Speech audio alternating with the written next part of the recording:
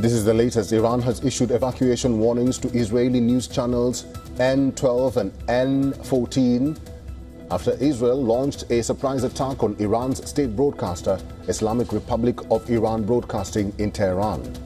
The attack, which was carried out by the Israeli Air Force, hit the IRIB headquarters during a live broadcast, causing significant damage.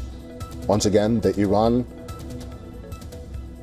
has issued evacuation warnings for Israeli news channels after Israeli forces attacked the building of Iran's state broadcaster earlier today. The statement by the Iranian state television says Iran has issued an evacuation warning for the N12 and N14 channels of Israel. This order comes in response to the hostile attack of Zionist enemy against the Islamic Republic of Iran's broadcasting service.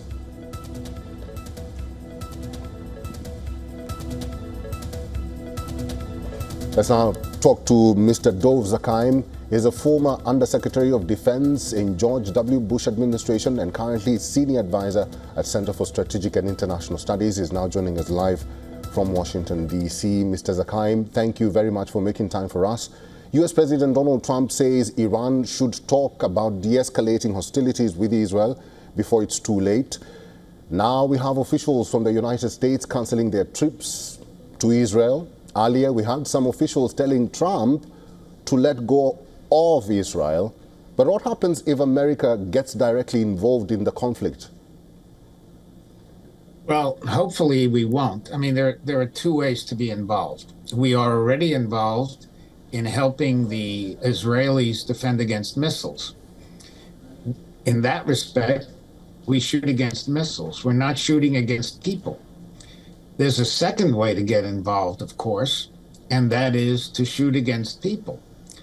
So far, Mr. Trump, in my view, wisely has avoided that. The Israelis want us to be involved, particularly because they know that they don't have the ability to destroy the Fordo nuclear site. For that, you need these massive bombs that their own aircraft cannot carry, that only our bombers can carry. So they want our bombers involved in this. We have backed off that. And as long as we are not killing Iranians, then we are simply defending against weapons and not against people. That is fundamentally the crux right now. There are people in the Republican Party, in the extreme right, who want us to back away from the Israelis entirely. I don't believe that will happen. The Speaker of the House, most of the House Republicans, most of the Senate Republicans strongly support Israel. In fact, the larger number of those who oppose supporting Israel are on the Democratic side. So I don't believe that the United States will stop helping to defend Israel. But I also don't believe that we will get involved in offensive operations. Mr. Zakheim, let's decode what the Israeli Prime Minister has said in the past few hours. He says that the actions in Iran were in coordination with the United States. Netanyahu refused to rule out the possibility of targeting Iran's Supreme Leader Ayatollah Ali Khamenei, saying, and I quote him, "It's not going to escalate the conflict, it's going to end the conflict." Your reaction? Well, yes, obviously they're coordinating with us on defenses. There's no question about that. We've moved missile ships to the Eastern Mediterranean to help defend against the missiles coming in. So clearly there's coordination there. As for Netanyahu's claim that getting rid of Khamenei will end the war, that is not clear on two counts. In the first place, we're talking about a country. We're not talking about Hezbollah or Hamas. And clearly, if Khamenei is eliminated, there will be someone else taking over. That's one aspect of it. The other is, it's not at all clear that the war will simply end, even if Khamenei and his deputy are both killed, simply because the Iranian people are the ones who have to overthrow the government, if they will. I think it's a serious error on the part of Netanyahu to advocate regime change. We, the United States, learned the very hard way of what happens when you try regime change. Didn't work out terribly well in Iraq. worked out terribly in Afghanistan. And so I'm not sure that was wise on the part of Netanyahu to say.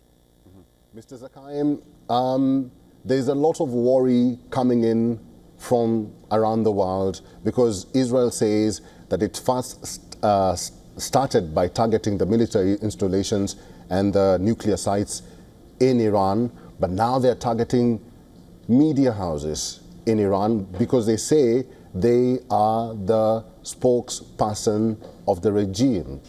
But these are civilians in these media houses. We are talking about people, ordinary Iranians working in these media houses.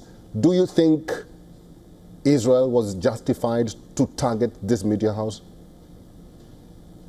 Well, from the Israeli perspective, I assume, I can't speak for them, obviously, I assume they figure that the television network is fundamentally supporting the war effort. So although they are civilians, they're the equivalent, say, in America of defense civilians. They're quite different from ordinary people who are trying to live their lives quietly and are obviously facing some real disorientation. They've been told, for instance, in parts of Tehran to move out of their neighborhoods. That's a very different thing. Targeting the media, which the media, of course, as we all know, in Iran is a strong vehicle of the Ayatollahs.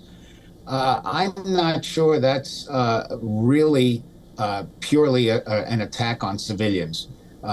If they were targeting independent media, which there isn't in Iran, then I think there would be a strong case for saying that they shouldn't have done that. But the media in Iran is purely under the control of the Ayatollahs, and therefore, I think the Israelis do have a case for saying this is very different.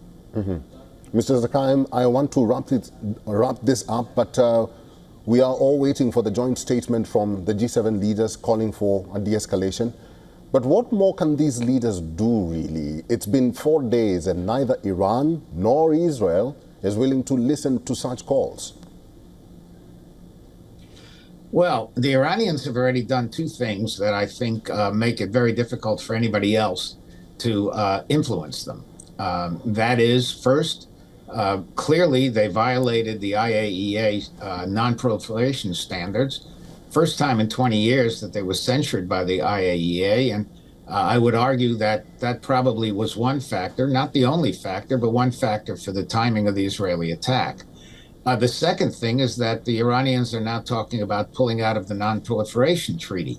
Of course, if they do that, they can go ahead and try to build a nuclear weapon or get it from someone else. And so influence on the part of the G7 on Iran would look pretty minimal. As for Israel, it's clear Netanyahu is pushing ahead. The only way he will ease up is if the Iranians are willing to sit down at the table as Mr. Trump has asked them to. Maybe that might happen. But in the meantime, it's going to be tough for the G7 to do anything against the Israelis either. Yes, of course, they could impose sanctions, but I doubt very much whether they will do something as radical as that. Mr. Dov Zakaim, it's good to see you. We'll have to leave it there. Thank you very much for talking to us today. Well, thank you for having me again.